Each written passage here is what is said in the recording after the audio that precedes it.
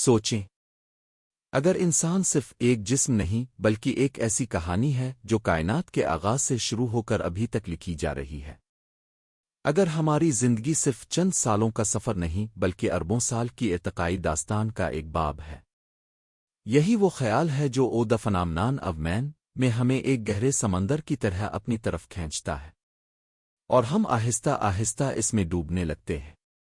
کائنات کی ابتدا ایک خاموش دھماکے سے ہوئی، ایک ایسی توانائی جو بکھرتی گئی، پھیلتی گئی اور وقت کے ساتھ شکلیں بدلتی گئی۔ ستارے بنے کہکشائیں وجود میں آئیں اور پھر ایک دن زمین جیسا ایک چھوٹا سا سیارہ زندگی کے لیے تیار ہو گیا۔ لیکن یہ سب کچھ صرف اتفاق نہیں تھا۔ مصنف ہمیں یہ احساس دلاتا ہے کہ اس پورے عمل میں ایک سمت ہے، ایک مقصد ہے، جیسے کائنات خود کسی انجام کی طرف بڑھ رہی ہو۔ پہلے سادہ ذرات تھے، پھر ایٹم، پھر مالیکیول اور پھر زندگی کی پہلی جھلک۔ یہ سفر سست تھا لیکن مسلسل تھا۔ ہر نیا قدم پچھلے سے زیادہ پیچیدہ تھا، جیسے کائنات خود کو بہتر بنانے کی کوشش کر رہی ہو۔ یہاں ہمیں ایک اہم خیال ملتا ہے، پیچیدگی کے ساتھ شعور بھی بڑھتا ہے۔ جتنی چیزیں پیچیدہ ہوتی گئیں اتنا ہی ان میں شعور پیدا ہوتا گیا۔ پودے، جانور اور پھر انسان۔ لیکن انسان صرف ایک اور مخلوق نہیں تھا۔ انسان کے ساتھ کچھ نیا پیدا ہوا، خود کو سمجھنے کی صلاحیت۔ ہم صرف زندہ نہیں ہیں، ہم جانتے ہیں کہ ہم زندہ ہیں۔ یہی وہ لمحہ ہے جہاں کہانی ایک نئے موڑ پر آتی ہے۔ انسان نے سوچنا شروع کیا، سوال کرنا شروع کیا اور اپنی دنیا کو بدلنا شروع کیا۔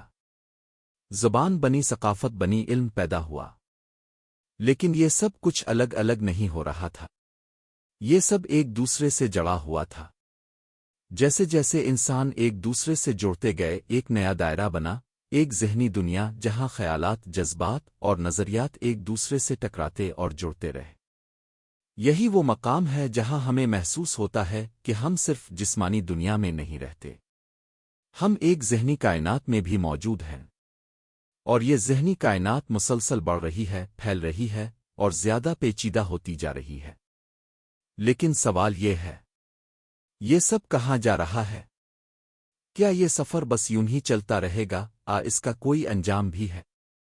جیسے جیسے انسان ترقی کرتا گیا، اس نے نہ صرف زمین کو بدلا بلکہ خود کو بھی بدلنا شروع کر دیا۔ ٹیکنالوجی، علم اور شعور نے ہمیں ایک دوسرے کے قریب کر دیا۔ اب ہم صرف فرد نہیں رہے، ہم ایک بڑے نظام کا حصہ بن گئے ہیں جہاں ہر انسان کا خیال دوسرے پر اثر انداز ہوتا ہے۔ یہاں ایک دلچسپ تصور سامنے آتا ہے، اجتماعی شعور، یعنی ایک ایسی حالت جہاں تمام انسانوں کے ذہن ایک بڑے نیٹ ورک کی طرح جڑ جاتے ہیں۔ جیسے جیسے یہ نیٹ ورک مضبوط ہوتا جاتا ہے، انسانیت ایک نئی سطح پر پہنچنے لگتی ہے۔ لیکن اس کے ساتھ ایک خوف بھی ہے۔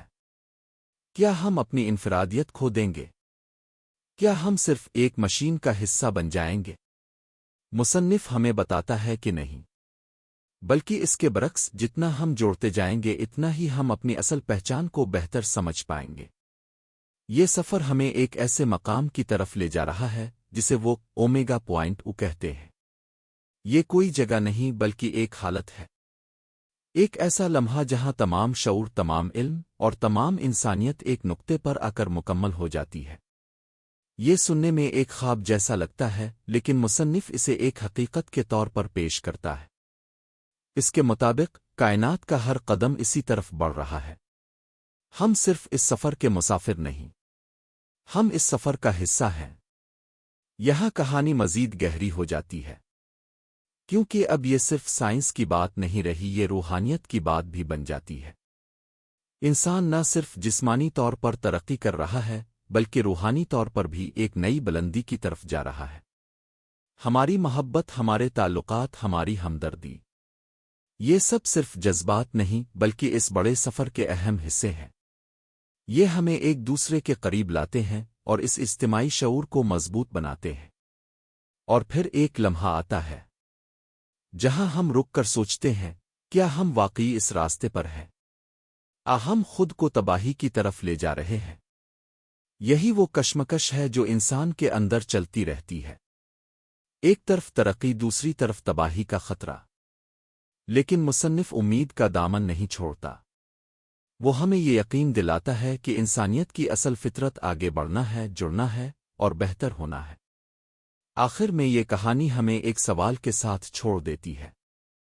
کیا ہم اس سفر کو سمجھ کر اس کا حصہ بنیں گے، آب خبر رہ کر اسے ضائع کر دیں گے؟ یہ کتاب ہمیں صرف علم نہیں دیتی، یہ ہمیں ایک نیا زاویہ دیتی ہے، ایک نئی نظر دیتی ہے۔ یہ ہمیں یہ احساس دلاتی ہے کہ ہم معمولی نہیں ہیں، ہم ایک عظیم کہانی کا حصہ ہیں، ایک ایسی کہانی جو ابھی مکمل نہیں ہوئی۔ اور شاید سب سے خوبصورت بات یہی ہے کہ اس کہانی کا اگلا باب ابھی لکھا جانا باقی ہے، اور وہ باب ہم خود لکھنے والے ہیں۔